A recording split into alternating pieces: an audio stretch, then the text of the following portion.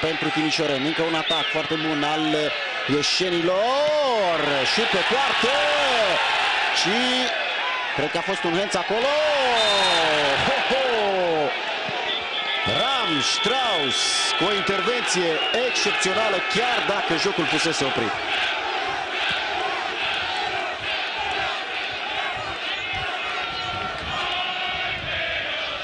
Revedem faza, pătrunderea lui Crista cu șutul la colțul scurt.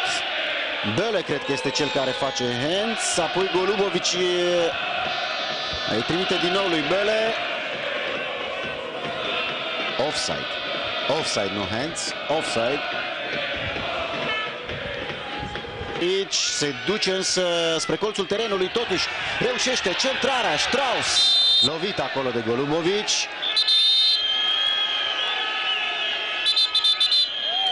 Și atenție, e posibil să fie o problemă mare pentru Golubovici. Cred că s-au lovit cap în cap acolo. Să sperăm că nu e nimic grav. Cred că a fost lovit în cap Golubovici. Revedem faza. S-au lovit cap în cap cei doi. Și exact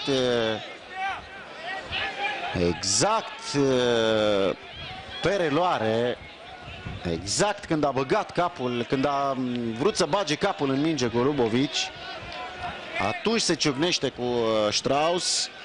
Ambii jucători au probleme. Golubovici se ridică, evident are dureri de cap serioase. Însă bine că nu e nimic mai grav. A părut așa dezorientat pentru câteva secunde Golubovici după această lovitură. Strauss rămâne întins pe gazon. Golubovici va continua probabil.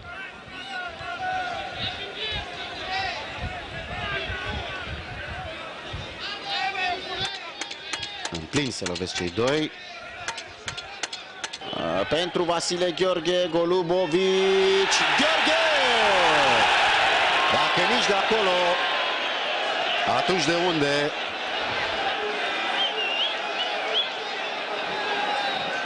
Totul merge destul de bine pentru Iași până la momentul finalizării.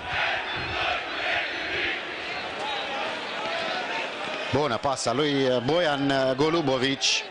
Nu poți cere mai mult la o acțiune de atac. E cu toată poarta în față. Nu le-a ieșit de această dată schema. Crista în fața porții. Gol!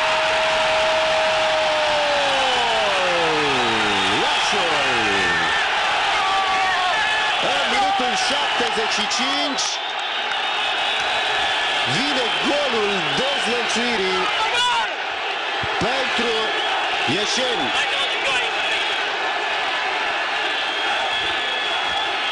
Nu vreau să super pe nimeni, dar la cât s-a chinuit Iașul în această seară, cred că e un gol meritat.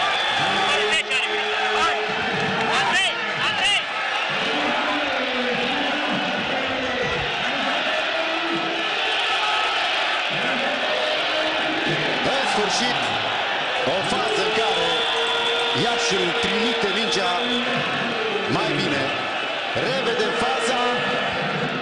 Apărare avansată a Timișoarei.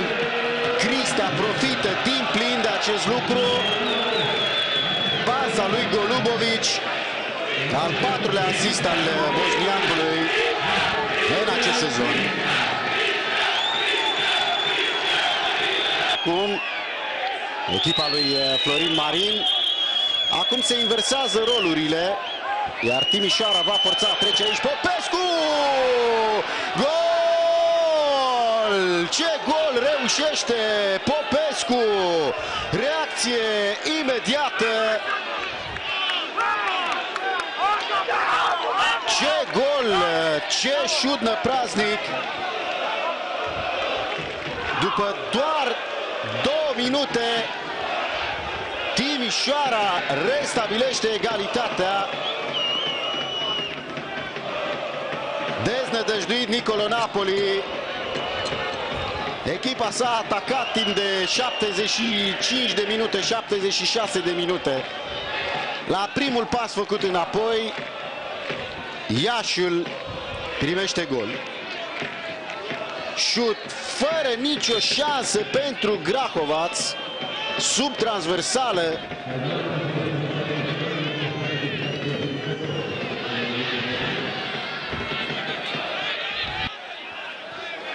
Enescu pentru Onducu. Centrarea lui Onducu pentru Golubovic. Interesantă și această fază.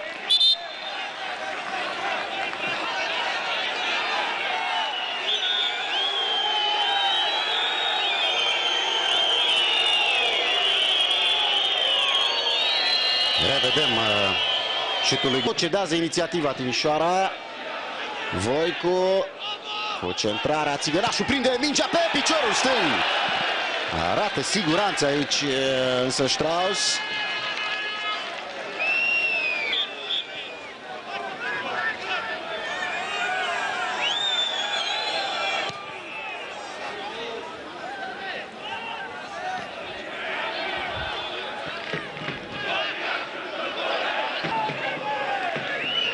Avansează Hernandez, Belu în poziție de centrare. Oh, ce intervenție! Dublă intervenție a lui Grahovac. Dublă paradă. Grahovac își salvează echipa. Extraordinar reflexul lui Grahovac. Oh, ca la handbal, acum chiar că a fost ca la handbal. Cu piciorul ridicat, Grahovac, între timp jocul se mută în careul ieșenilor, Crista! Respinge Popescu, ce final dramatic avem!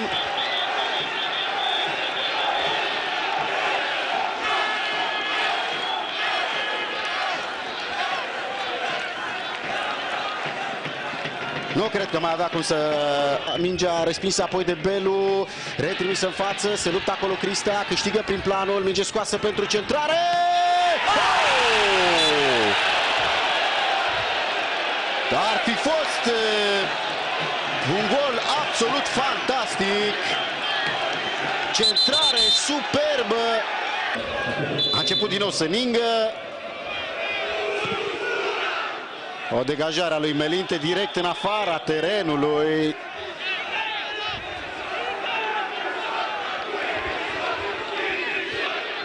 Foarte dezechilibrată această repriză secundă, dar până la urmă Timișoara își atinge scopul. Dă lovitura cu un gol superb de altfel, marcat de Popescu. Iașiul cu foarte multe acțiuni de atac, aici Popescu se ia la harță cu Mădălin Ciucă. Așadar 1-1, Iașiul face 36 de puncte, urcă temporar pe locul ocupat înainte de această rundă de ASEA Târgu Mureș. Și-au marcat Cristea și Popescu. Urmează reacții la DigiSport.